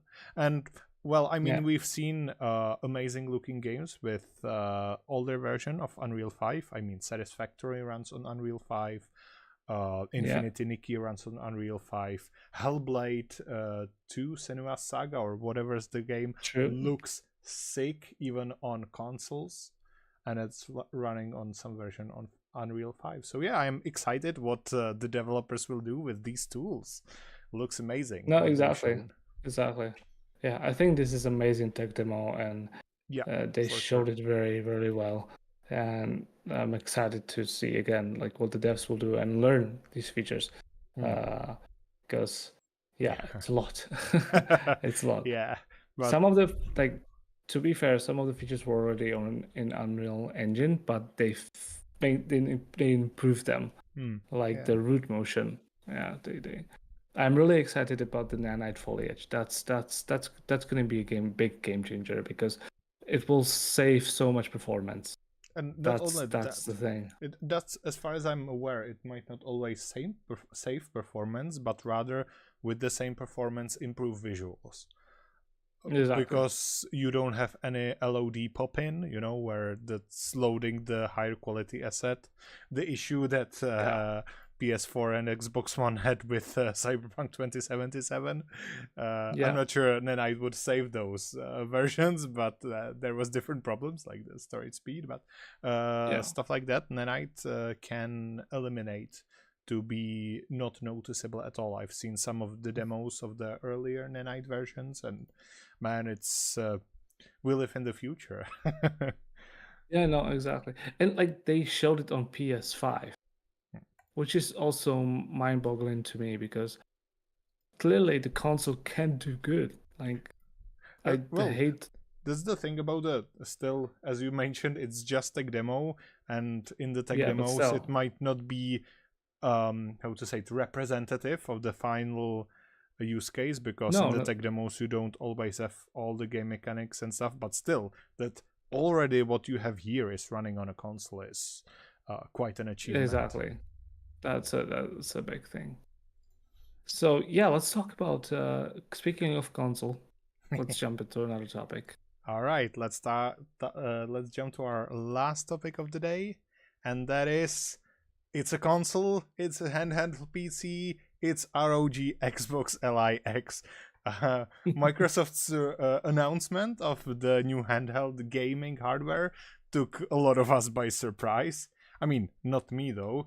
I read some of the rumors that suggested it, so but even more surprising is that they developed their handheld in the partnership with Asus, who's already kind of the second after Steam Deck in PC handheld space with their Li, hence the name Xbox Li X. Instead of Microsoft doing all the work in-house with their console hardware team. Well, there will be two versions, not just one. So you will have the cheaper one, named just ROG Xbox Li, no X there. and it will run AMD Z2A. Fun fact, chip very similar to Steam Deck chip, so expect performance around there, or the raw performance. It will be running 16 gigabytes of 6,400 megatransfers per second memory, which is decent enough, and half terabyte of storage with 60 watt hour battery. The stronger variant will have the brand new AMD Ryzen AI Z2 Extreme, not to confuse with AMD Ryzen Z2 Extreme without the AI. And it's based on the Zen 5 and will have some Zen 5 and Zen 5C cores. Obviously modern, quite powerful CPU cores. It will have 24 gigabytes of 8,000 megatransfers per second LPDDR5X memory, 1 terabyte storage, and a bigger 80 watt hour battery. Now both will have a 7-inch 120 Hz IPS, still no OLED, but I think I see a pattern here with VRR support. Maybe VRR has something to do with OLED on those handhelds. But what's even more surprising for some, maybe, is it will not run some customized version of Xbox OS, but it will run customized version of Windows. So it's some special tricks they pulled off to improve performance in games. From what they told, they worked, I believe the teams worked together with the Windows team, and they managed to reduce memory usage by something around 2 gigabytes by determining when game is running and then shutting down the processes for like desktop background and unnecessary processes for running games. So I have high hopes that some of these changes will make it into the regular Windows version to improve performance for all gamers. But discussion question number one: will this shatter the Nintendo Switch too? Don't think so. I don't think so, because for Nintendo has such too big of a market for handheld consoles, and everyone thought that the Steam Deck is gonna be the destroyer of Switch, but no, it wasn't. And Yeah. I don't think it will be this case too, because again, it's too. Do we know the price of this thing? No, Not that's yet, right? that's the thing. Yeah, We don't know the it's gonna be price yet. expensive as hell. Yeah, I think it will be among the prices of the current ROG Ally X, I believe. So Yeah, like twice or 3 times more than the Switch 2, or maybe yeah, I'm exactly. not sure. Yeah, but it is expected that the prices will be higher. But yeah, I agree with you. Maybe more importantly, I think it's targeting a different consumer base. Oh yeah, definitely. This is gonna be more niche, even more niche than Nintendo, because why to, like, for a regular person, like why to play those games? Okay, most of the people, they play one at home if they're not hardcore gamers. This is going to be far more hardcore gamers who actually like to play all the time, like for example when they are on public transport or waiting at a doctor or something like that, or having children. So exactly. So normal people, they will rather buy an Xbox. Yes, because why? Because they can play the same games on Xbox and they don't need handheld console. This is going to be for more the hardcore gamers who can actually afford it. So the rich gamers will definitely buy this. I think Nintendo Switch has too big of a market for this because of their games who are more consumer friendly in a way that everyone can play it, and everyone can play Mario Kart. Everyone can play Mario Party. They have their accessibility games, and they have their their magic, right? Exactly. So same as Steam Deck, it's gonna be very niche, and it's it will not even touch the numbers that Nintendo have. Unless you know what, I'm always like to be surprised with these things. So Yeah. please feel free to surprise me. Yeah, it's you. I guess you put it quite on point. Yeah, that's pretty much sums it up. This question. I don't think it is for the same user group, and honestly, uh, yeah, it's actually I would imagine there would be people that they would have both. Switch 2 will obviously be more portable in terms of weight, but this will have more utility because it will run Windows. So it actually will be able to run games from Steam, GOG, and stuff like that. And you said expensive. Yeah. Well, it is, but when you compare it with laptops with similar performance, I wouldn't say it's that much off. Yeah, you of course don't have the utility of a laptop, but if your primary use case is gaming and if you can, I don't know, dock it somewhere, then it's not when you look at from this perspective, it's not that crazy. Or if you don't have a gaming PC, this could be cheaper way to enter the PC gaming in a way.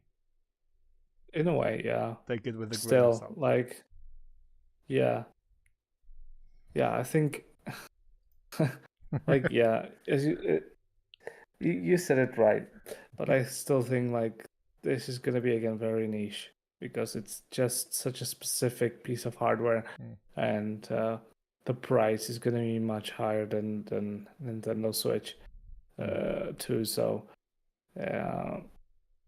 it's in the stars. Like we don't know.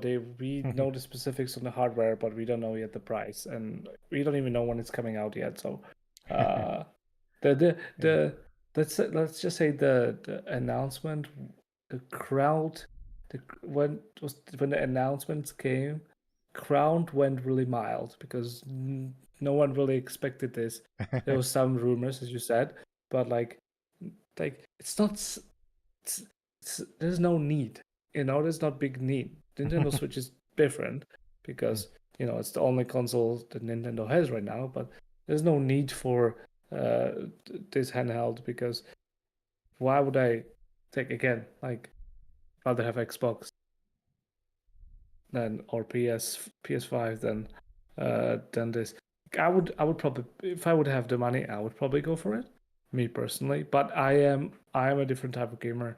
I might be the target, but I don't think it's gonna explode the same way as Nintendo. Okay, so Switch. You kind of gave me a ball to one of the questions I have prepared for discussion. If you had, you could choose, get the Switch 2, the Steam Deck OLED, the Xbox LIX, or some other of the PC handhelds. In addition to what you already have, which one of these devices would you choose and why? And this is, while you think about it, or maybe already have it, this is a slight reference to a very interesting video that released on Linus Tech Tips recently, where Linus took his son and said, hey son, it's your birthday, you wanted Switch 2, well here, take a look at all of these handhelds and you will get one of these for your birthday, but the one you choose. Maybe you will end up with the Switch 2, maybe you will choose something else, but before you decide, take a look at all of these. So what would you choose in his situation? Ooh, geez, I wish I would have a dad like that. Oh, my dad is amazing, but my dad, I love my dad, but same. I think I would choose Switch because of the variety of the games that I can play with my family. And even though that my daughter is 3 years old, about to turn 4 years, she just loves to play Mario Kart when we had a Switch at our household for a short time. So just to have something that I can share with my family, it's just too nice offer not take, especially when it's cheaper than the other stuff. Like if I could choose like something, if I would not be able to switch, to choose Switch, I would probably go for Steam Deck, because that gives me the chance to play the games that I have on Steam. This does too. Yeah, And that's has more true. performance. I guess I would Allegedly. choose that one. That's yeah, And but that's go ahead. yeah, go. No, No, I go just ahead. wanted to say that's kind of the interesting point or the selling point compared to Steam Deck, that it's especially especially the LIX, not the original not the ROG Xbox Li, but the ROG Xbox LIX has much stronger and more modern hardware. So Yeah, but that's the yeah, thing. I believe one of the reasons why they are pushing into that and pushing for the changes into Windows is that Steam OS. I think they're kind of afraid of that because recently Valve has been releasing or extending the support of devices from Steam OS or letting other manufacturers use it. nice. And there has been some test of, I believe, Lenovo Legion Go with the Windows and SteamOS version on the same hardware, and the SteamOS in the majority of games had slightly more performance, in some cases a lot more. The Windows was rarely winning, it was either very similar or losing, but also the SteamOS had more battery life. And I think it's a great thing that they are pushing into having these changes. Obviously, advantage of Windows is the compatibility, because some anti-cheats, the kernel level ones, obviously don't run on Linux, and the publishers are they suck, so they are not implementing native support for Linux. So some games are off the table on Steam Deck, even though it would run them just fine or okay-ish. So obviously Windows has the compatibility advantage, but still, it's a step in the right direction, I would say. So do you think those changes to the Windows can really turn the tables and make Windows the more desirable operating system for PC handheld gaming? I think so. It also saves devs a lot of pain too, because developing games for different system every time is just pain, especially like, as we said multiple times, games are predominantly and mainly these days firstly made for consoles and then they are ported to PC. That's how it works. It's a bit sad, but that's oftentimes, that's how it works. And if you have to make games for PC, and that most of them are running obviously on Windows, and now you have a handheld console that has some kind of a version of Windows, it's much easier to just support it there than to any other console. I remember we had quite a lot of trouble porting a game to when I was working for Grip Studios. Porting game to Switch was a lot of pain, because just the performance the limited power. and the limited, not just limited power, but all the restrictions that Nintendo puts in your face. It's just it's just a lot of pain, and it's So I'll just give you an example that like just it's easier to just have one kind of similar operation system that will make it easier for devs to make games, and if the manufacturers will go with it, it will make their consoles more usable then Yeah. then like obviously, like again, I'm not saying that these consoles will become bigger than Switch. That's not what I'm saying. What I'm saying is, for those who can afford and wants to buy ROG or Steam Deck and stuff like that, uh, it's they're gonna have way more games if the manufacturers will use some kind of version of Windows. Yeah. Yeah, I guess. Yeah, so Yeah. and maybe one last question for this console. Do Mm. you think ROG Xbox Ally X has a chance to succeed in the current, actually pretty crowded PC handheld market? And how much do you think the cost will play into this? The cost will be a very big deal breaker because the prices, especially in Europe, of technology is high. In Yeah. the US, it's much cheaper, but in EU, it's really expensive already, and it's gonna be a deal breaker for a lot of people, especially if it's gonna be more expensive than other handhelds. Mm. And can it succeed? Ooh, that's the thing. Like again, that's the thing. There's no need necessarily for this console to be made.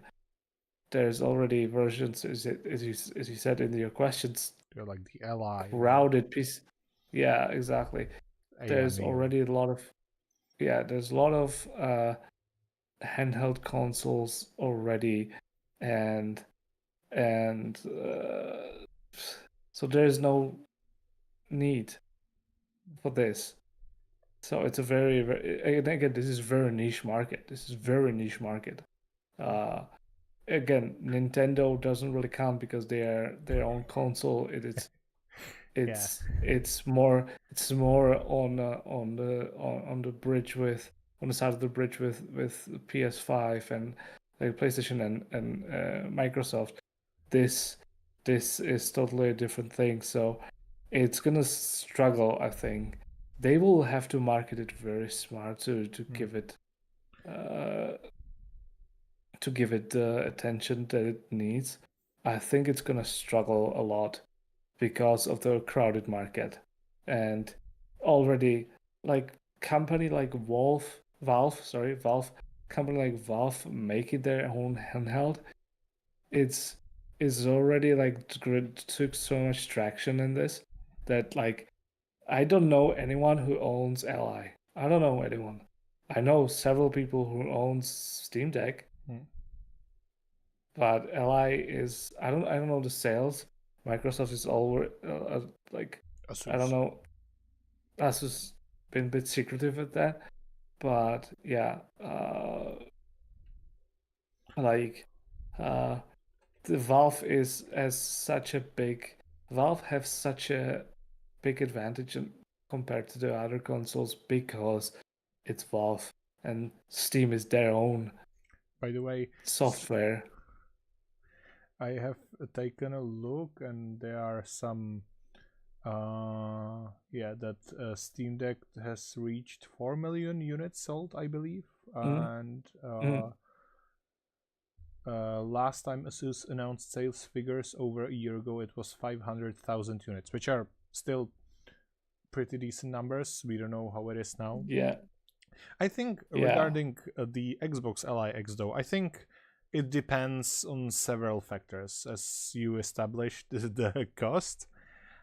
If it is similar to ROG Ally or the Ally X, I think this will nicely replace it. I would say, because Mm. it will have that extra touch of the of the Xbox, you could say. But I think it depends on how well those new changes will be. I think a huge opportunity for this device is to have something amazing that will be spread via word of mouth, meaning word of fingers through the internet, people talking about it. Uh, as far as I've seen, a lot of reviewers or journalists that had opportunity to try it try it. Liked a lot of the new features, like the more comfortable handles on the sides, that it looks more like gamepad, not like a uniform device, so the ergonomics might be better. We will see how it settles. I think that will decide of its fate. If it's a good device for reasonable price and it's marketed well, I think that part is very important. Then I think it has a great chance. It looks very interesting though. From the nerd in me would want that device. Oh yeah. I mean, the nerd in us would want every device, to be fair. Yes, 100%. Yes. Yeah, so it looks really cool. I'm curious what will come out of it and how the market will react. We will see, and I hope will succeed are the positive implications that could be for the Windows gaming, because maybe one last thing I will add with the announcement of the Xbox Li X. I think it was during the Summer Game Fest, their Xbox presentation. They announced that every game they are releasing will be coming to PC also, which is amazing, and also will support the Play Anywhere, which is, I mean, Microsoft now has amazing platform and they are terrible at marketing the cool features. Play Anywhere has been with Xbox One and it's amazing. It means that you can have the game you buy it on the Microsoft Store and you have both the Xbox and the PC version, and also you share the save between those via cloud. So for example, you could play the game on Xbox at your home, sync the cloud save, and take the ROG Xbox Li X and continue playing the game, I don't know, on your vacation or in the train, as we mentioned. So that is absolutely amazing, and I'm excited to see where that will lead. Yeah, it's gonna be very interesting to see how this goes. If Xbox will not blow it, it can be very interesting. Yeah. All right, so I think we kind of exceeded all we have for you today. So before we go, I guess we should take a look at some of the upcoming games for the summer we can be excited about. And the first one of those is coming very recently, and it's Tony Hawk's Pro Skater 3 and 4 Remaster. And it's coming July 11th, so it's, like 5 days, for basically everything. It's coming on Xbox Series X and S, is coming Xbox One, it's coming for PS4 and PS5, it's coming for xCloud, Switch 1, Switch 2, and it will be in Game Pass. So one to look out for if you played if you played the original games, you would be hit with a wave of nostalgia, I guess. And these are still amazing. I can't wait to play that. And the next one I have here is the Donkey Kong Bonanza, coming July 17th for the Switch 2. I already mentioned it.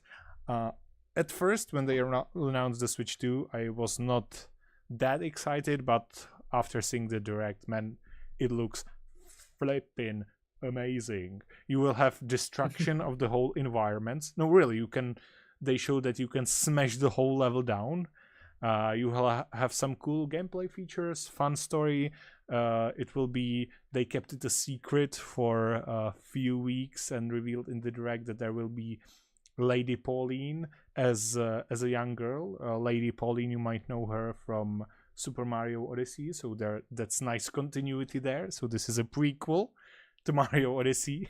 So I think it's gonna be an exciting game. Yeah. Okay, so for the next one is Grounded 2. Follow up of the Grounded 1, which was already a lot of fun game to everyone who likes survival games. This is almost a must play. It's kind of a little bit I don't want to say different take on the survival games, because in its core, it's another survival game, but this game has that beautiful thing of being a parody of Honey, I Shrunk the Kids, and wonderful movie.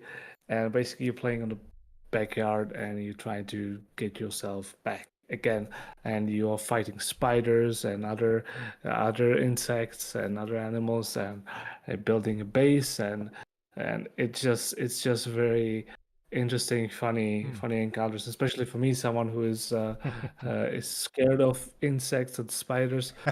uh, I I find the arachnophobia mode even more terrifying than than the normal spiders, but still gets me crawlies every time I Oh, think about the spider there. I It's thought just yeah, I thought with that you would cue the meme arachnophobia leaving my body after playing Grounded, but it seems yeah, no, arachnophobia growing stronger then.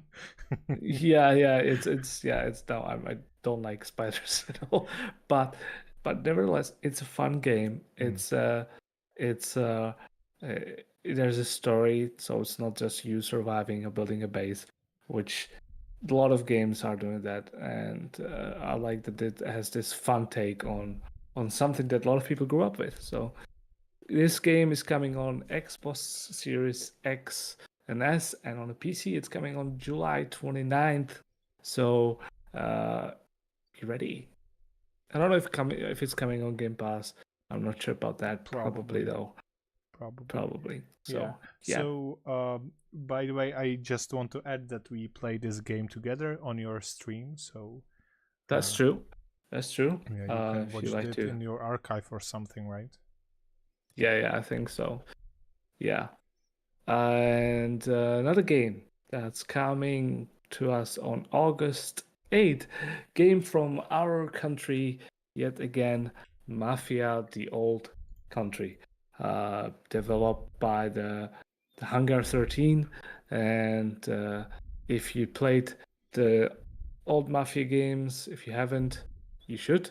They recently, a few years ago, they made enhanced edition, and they made a Mafia 1 remake, which is really great. It's wonderful. It has its flaws. It's not a perfect game. No game is perfect, but excited about this one. Coming back to the old country, meaning coming to the Sicily.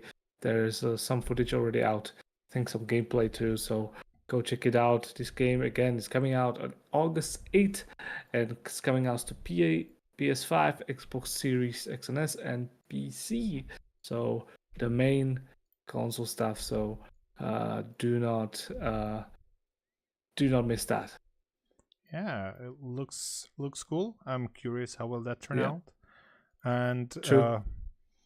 the next one I have here for almost the end of summer is Kirby and the Forgotten Land Nintendo Switch 2 Edition plus Starcross World. I know, long name, and it's not entirely new game.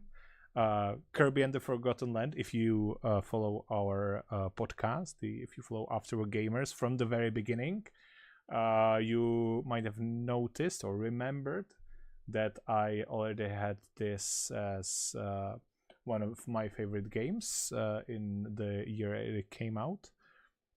And this is exciting because it's a DLC with the new content. Basically, for every level, you get a new one. And it's not just, giving different skin to a level, but in what they shown us in one of the levels, you go under the skyscrapers, and in the new level, or the new version of the level, although it will be new level, you go on top of those skyscrapers, so you have quite different environment, quite different situations. So it will be a lot of new content, a lot of exciting stuff, and of course, the Switch to upgrade, so it will run with smoother frame rates and better resolution. And yeah, Kirby and the Forgotten Land, if you have Switch 1 or Switch 2 for that matter, you can buy that game.